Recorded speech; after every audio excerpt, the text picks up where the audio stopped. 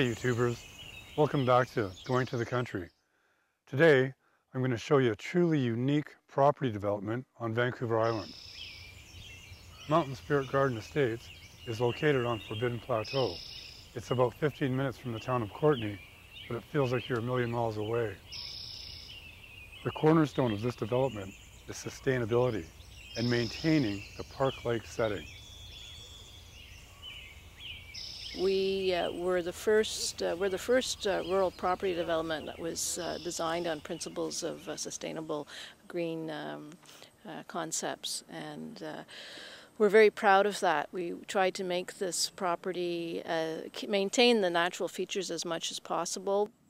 People who would be interested in this type of property are people that really like to be surrounded by nature and appreciate the value of living in a park-like setting.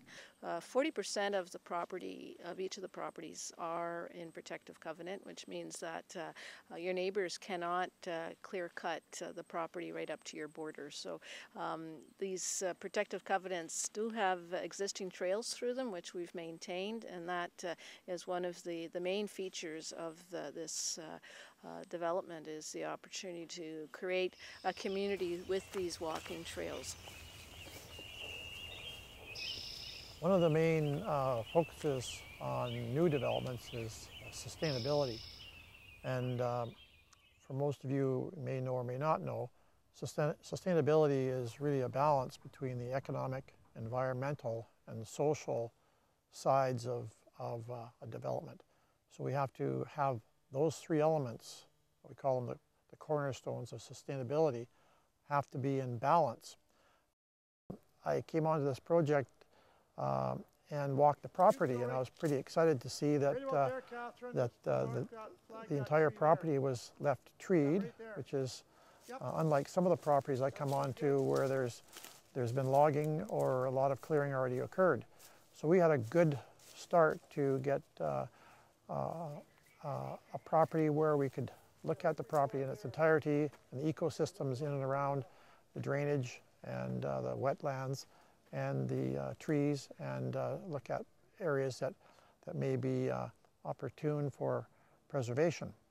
That gave us the opportunity to do a site inventory of all the features on the property, and we went through a long checklist of items and identified them all over a period of a number of days by walking pretty well every square inch of the property and listing those points that we thought were valuable from a conservation point of view. One of the key elements of this subdivision development was the drafting up of a vegetative management plan. And this was something that was thought up by the owner, Catherine Egan, and myself. And the idea was to place a covenant on part of the property to be preserved. And the whole concept there was to protect the trees as well as the understory from any damage. In this area here of the vegetative management covenant area, I mentioned the understory protection. And this is an example that we can refer to here of the ferns, the salal that's growing here, many of the mosses, and the small hemlocks, and then in the backdrop are the cedars. So this environment here, although it's overlooked at times, is actually really important to take into consideration to protect.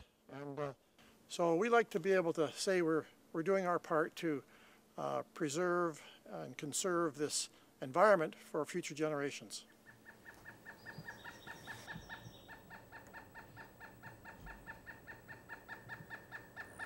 This area here has been regenerated forest. It's mainly hemlock and cedar. I do know that the woodpeckers in this area are really, really prolific, and you'll see most of the cedar trees that have a woodpecker hole in them. But it's really reforested rather nicely here.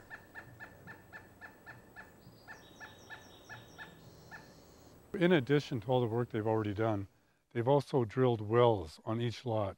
And I think Kathy was telling me that they've logged out at 10 gallons a minute, which is plenty of water for any household. And they've also got pre-approval in for septic. So there's a few less things for you to worry about. Next time, I'm going to go back to Mountain Spirit Garden Estates, and Dan Bowen is going to show me some of the work they've done to maintain the natural drainage and hydrology on the property. So thanks for watching. I'll see you next time.